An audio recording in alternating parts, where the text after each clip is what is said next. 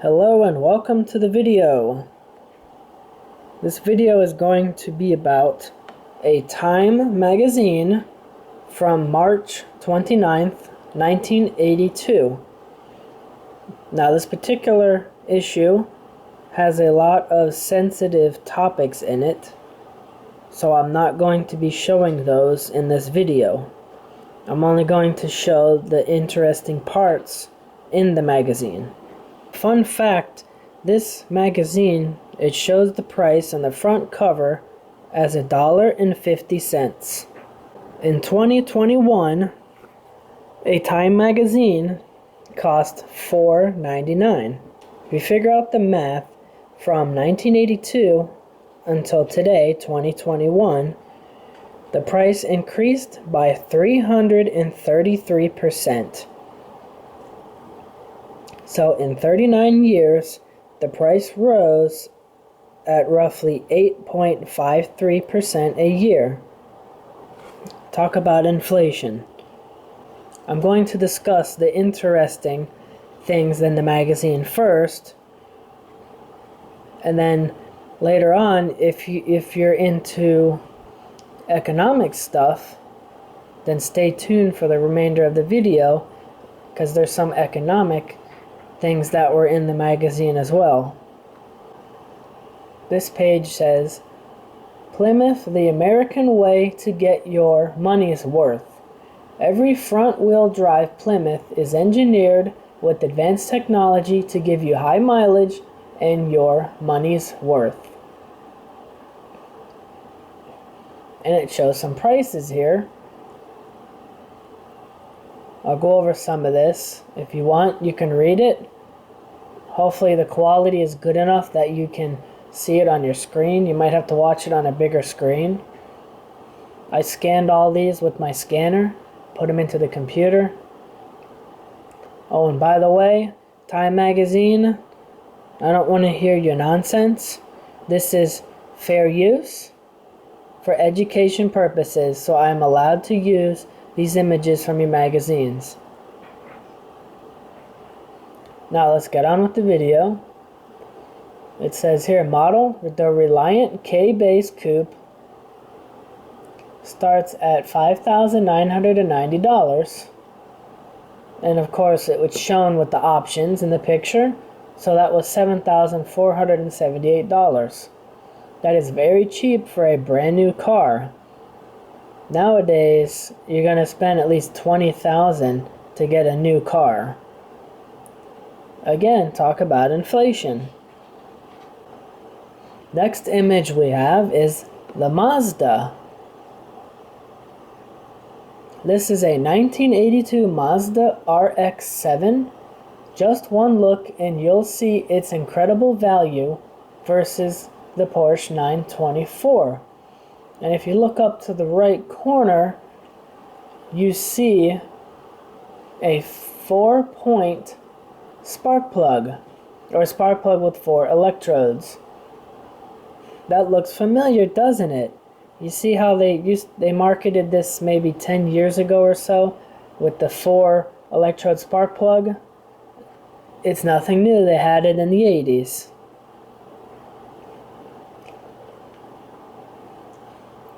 So talk a little bit about the car. It says it has 30 miles per gallon on the highway and 21 in the city.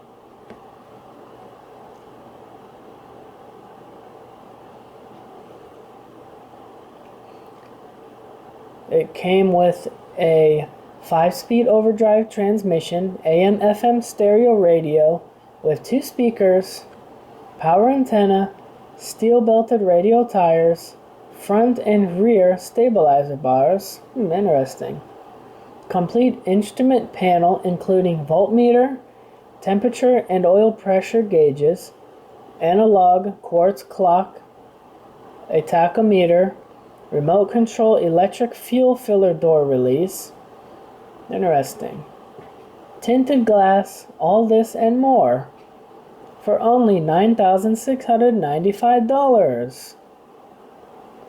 Try to get a brand new car for that price nowadays in 2021. Good luck. See if there's anything else interesting here I can point out about this car. I'm sure you can still find these cars around, but they might actually cost more than the $9,600 that they originally sold for, because they're collector's items now. Oh, here we go. The RX-7's superior aerodynamics, together with its smooth, powerful rotary engine, which you don't see much anymore, help give it performance that can only be described as thrilling.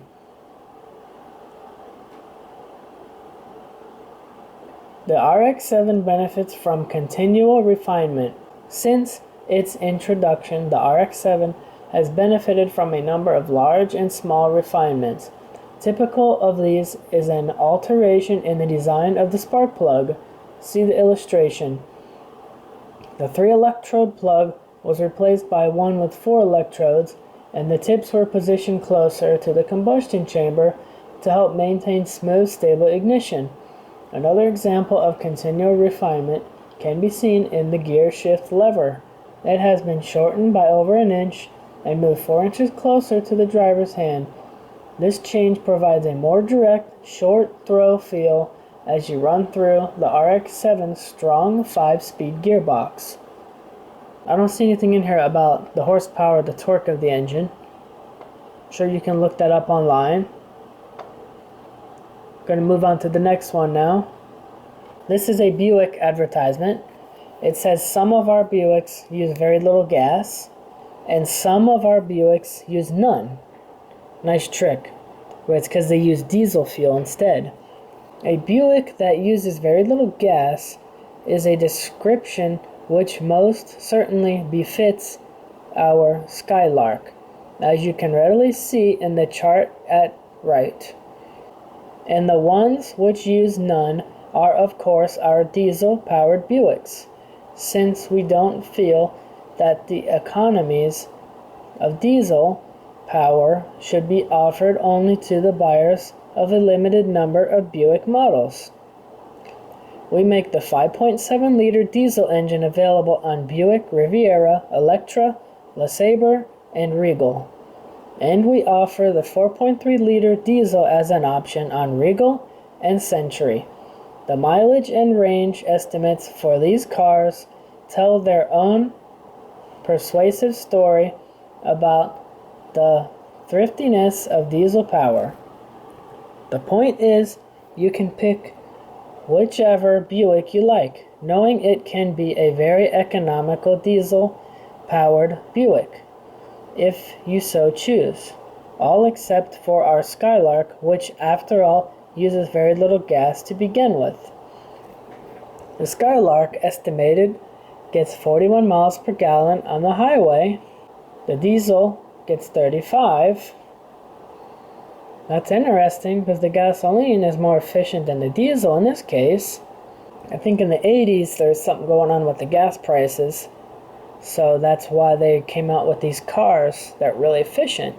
It's funny how this Buick Skylark, a full-size car, got 41 miles per gallon according to this ad, and then you have really nothing today that gets close to that as far as miles per gallon, except for maybe the Smart car, which gets 40 miles per gallon, which is a joke because it's so tiny compared to this full-size car that it claims can get 41 miles a gallon, and it's not a diesel, it's gasoline. The next slide here is just a Xerox copy machine. You can see how short it is compared to the man in the picture. I've actually seen copy machines nowadays that are bigger than the one in this picture. Here's another one I wanted to show you. It's an ad from IBM. Probably don't hear much about them anymore. I'm not even sure exactly what they do nowadays. I know they used to actually make computers, so I'm not really going to read anything from this. You can read it if you want. Now I'm going to get onto the economy and business section, the section that a lot of people would probably call boring. So if you don't want to listen, then you can check out of the video. And thanks for watching. If you liked the video so far, give it a thumbs up so that YouTube will share it with others. Inflation's painful slowdown. Recession brings welcome relief from a decade of surging prices. Sounds kind of familiar, doesn't it? What we've been going through the last few years?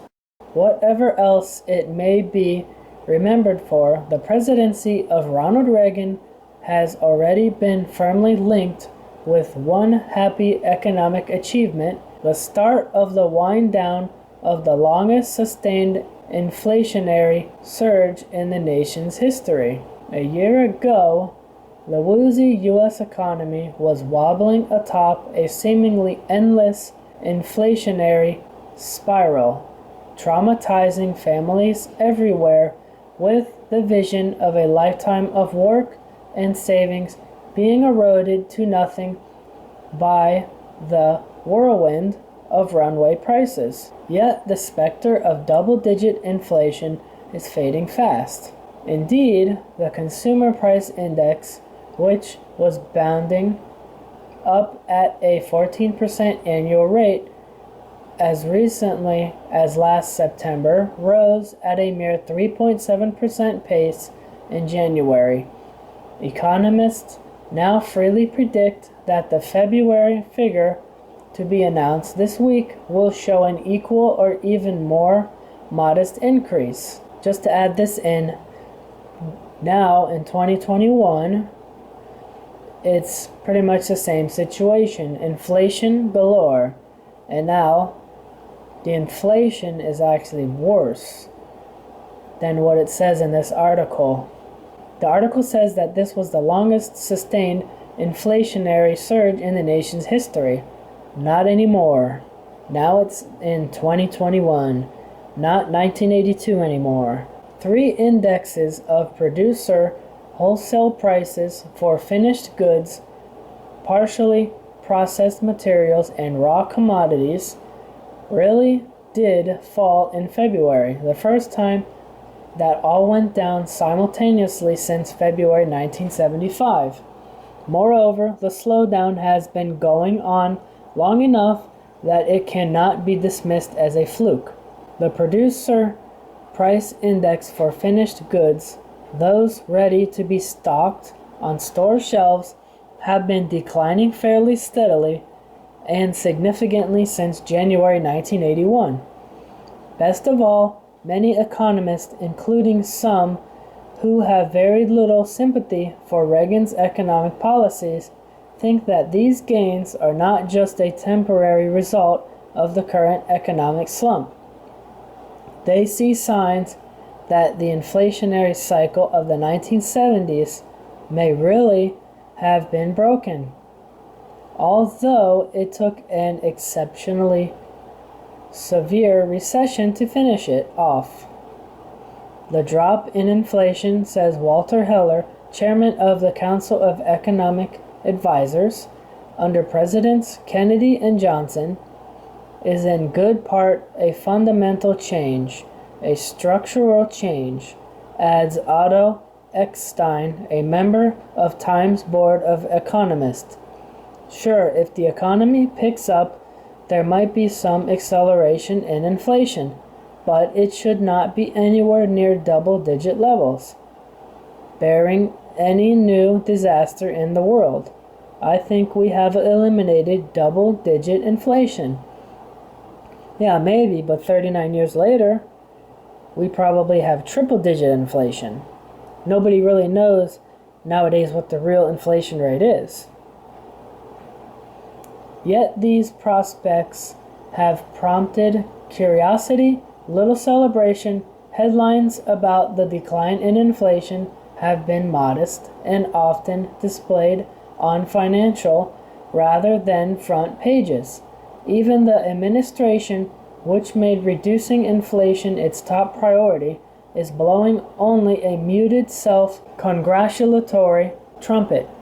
The president complained rather mildly last week that the heartening price developments haven't quite got all the attention that they deserve. He is correct, and although Reagan has refrained from taking credit for the drop in inflation, as well as from accepting blame for the recession that has helped to cause it, both have occurred while he has been in charge. One reason for the lack of jubilation is fresh memories of previous false starts in beating inflation, most notably as a result of the last deep recession. The inflation rate as measured by the CPI, which is nonsense, tumbled from 12.2% in 1974 to 4.8% in 1976, only to roar back up to a post-war peak of 13.3%. In 1979, and while there is good reason to believe that the gains this time may be more lasting, the cost has proved to be fully as painful as everyone was predicting a year or so ago. Recessions almost always drive down inflation because prices cannot be raised rapidly when production and sales are falling. As business activity winds down, stockpiles of unsold commodities and goods begin to swell, choking the stream of commerce, with bulging inventories of everything from aluminum and grain to cars and unsold homes. To raise cash, businessmen began dumping their inventories at bargain basement rates, which is deflation, dragging down prices even further. Thus, as the current recession has gathered momentum, many a family has suddenly discovered itself a potential casualty in the very inflation fight that people pressed Washington to undertake in the first place. Instead of fretting over the perils of runaway prices, workers everywhere now agonize over losing their jobs. A New York Times/CBS News poll published last week found that 32% of those questioned regarding unemployment as the most serious problem currently facing the country, versus only 15% who saw inflation as the number one villain. Even so, the public commitment to battling inflation remains astonishingly high. Sadly enough, the public can't do anything about inflation. In the same poll, respondents voted 53% to 32% to cancel the 10% cut in income tax rates already enacted. Who would like to have some of that right now? Leave a comment below. Who would love to have their income tax reduced and permanently stay reduced? They voted 53% to 32% to cancel the 10% cut in income tax rates already enacted to take effect July 1st, if that should be necessary to reduce the gargantuan budget deficits that might reignite inflation on the upswing out of the slump. Lately, some signs have appeared that the recession may at long last be starting to bottom out.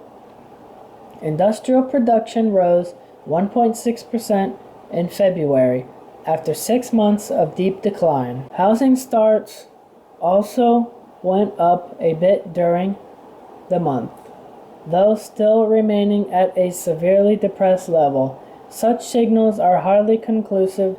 In part, they represent nothing more than a rebound from January's extraordinarily depressed production levels, which were brought on by a month-long cold snap across much of the nation. Moreover, several major banks last week raised their prime interest rate on business loans back up to 16.5%, canceling the half-point drop of a week earlier and reinforcing a winter-long level of sky-high interest charges that could all too easily abort an early recovery from recession or keep the rebound weak when it does begin. Now we're going to go to the next page of this article. Looming over all weekly statistical gyrations is the far larger and more important question of what will happen to price trends once the economy does indeed begin to grow again. No one can be sure, yet this time the recession has not interrupted a boom but has come after 3 years of virtually zero growth in the economy.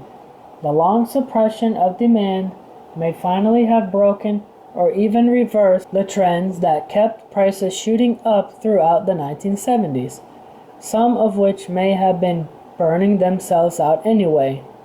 The most startling and significant example of this change in underlying trends is the price of oil.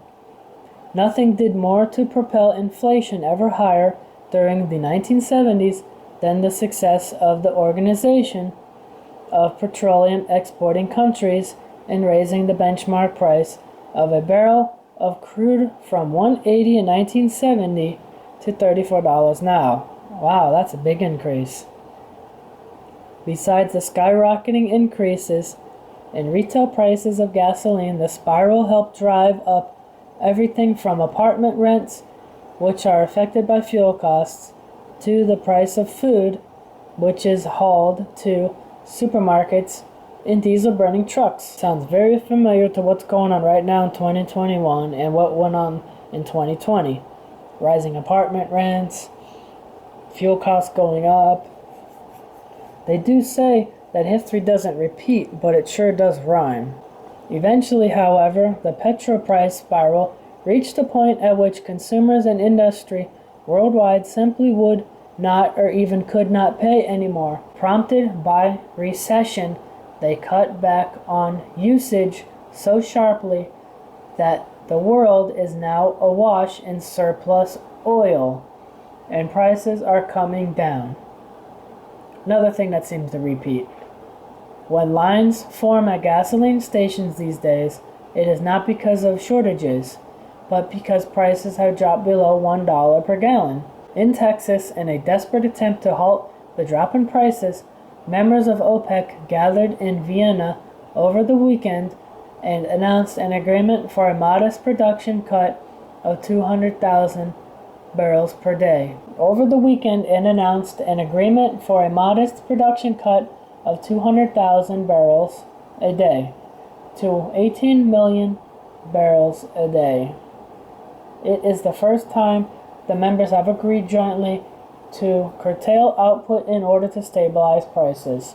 Nevertheless, a number of OPEC states are already badly in need of cash and will be sorely tempted to increase production in the weeks and months ahead. Oil is only one of many vital commodities that underwent spectacular price increases in the 1970s. But slow growth and now recession has burst the bubble in one raw material after another. Copper prices, for example, have plunged to 76 cents per pound from 89 cents a year ago, badly burning unlucky speculators in the process. Rising food prices have also been a prime source of inflationary pain and despair over much of the past decade. But food prices last year rose only 4.3%, less than half the 10.1% jump in 1980. Many economists predict that the increase this year will be only slightly larger, perhaps 5% or so. In part, the slowdown is the result of luck with the weather, which has produced bin-busting crops for several years. In the 1970s, food prices often kept right on rising, rapidly even when crops were huge. But that is no longer happening. Export demand has somewhat abated as good crops in many nations have bolstered world supplies. Meanwhile, high interest rates have made it prohibitively expensive for farmers to maintain large storage operations, and as food has been pushed onto the market, prices have slumped. Finally, says Gene Sullivan, Director of Regional Economics at the Federal Reserve Bank of Atlanta, after years of having their incomes pinched by inflation and now recession, consumers are more price discretionary. They are not purchasing beef stock, whatever the price. Inventory liquidations by businessmen are simply accelerating the downward price pressure. The most striking examples, of course, are in the auto industry, which is now offering rebates of up to $2,000 on some cars to help move the vehicles off dealer lots. But businessmen of all sorts have begun pruning stocks. Steven Buchsbaum, who runs a Los Angeles discount clothing store called Ideal Fashions, reports that manufacturers are calling him from as far away as New York City and offering clothes at prices below wholesale just to move the garments out of their plants. Production cutbacks will sooner or later bring an end to the liquidations, and thus no economists are forecasting that. Next page. Inflation rates will stay as low as they now are. The Reagan administration's own official forecast sees the CPI rising to 7.3% this year versus an 8.9% increase in 1981 and a 12.4% rise in 1980. That forecast not long ago looked optimistic, but now is at the upper end of the range of predictions being put forward by private economists. Whether inflation can be kept from marching right back up again in future years of recovery depends heavily on what happens to wages. In the long run, most economists think prices tend to rise at about the rate by which labor costs exceed productivity gains. Although special factors such as wild fluctuations in oil, food, and housing prices can cause actual inflation to run either above or below this so-called core rate for long periods. For the past several years, most economists figured that the core rate was stuck at 9% to 10%, kept there by a fruitless scramble among workers to jack up their pay in order to catch up with past inflation. Now nearly all economists agree that the core rate is coming down and is at present probably about 7.5% to 8%. So far in 1982, the Teamsters Union has signed a contract with major trucking firms providing for reduced benefits and no wage increases, and the United Auto Workers has agreed with the Ford Motor Company on a contract containing wage and other concessions calculated to save the company $1 billion in labor costs over the 31-month life of the contract. UAW and General Motors bargainers last week sat down to work out a similar deal that both sides hope to have ratified by the union rank and file next week. On the other hand, economists are by no means sure that labor will continue to be so docile if unemployment stabilizes and workers are no longer fearful about losing their jobs. Probably the biggest question hanging over the future course of prices is the policy of the Federal Reserve Board during the 1970s. The Federal Reserve kept the money supply growing at a pace that aggravated inflationary trends. But after Paul Volcker became chairman in 1979, he slowed the growth of money so sharply that interest rates eventually shot up to near record highs, even as the economy tipped into recession. Strong doubts persist, however, that Volcker will continue that course if the economy drops much further, says Alan Greenspan, a non-government advisor to President Reagan. The financial markets are saying essentially that the Fed will, in the end, accommodate the budget deficits with a substantial growth in the money supply, thus abruptly putting an end to the softening in inflation. Volcker has repeatedly vowed that the Federal Reserve will do no such thing, but if he keeps money tight, government borrowing to cover the deficits could drive interest rates still higher, thus prolonging and deepening the recession.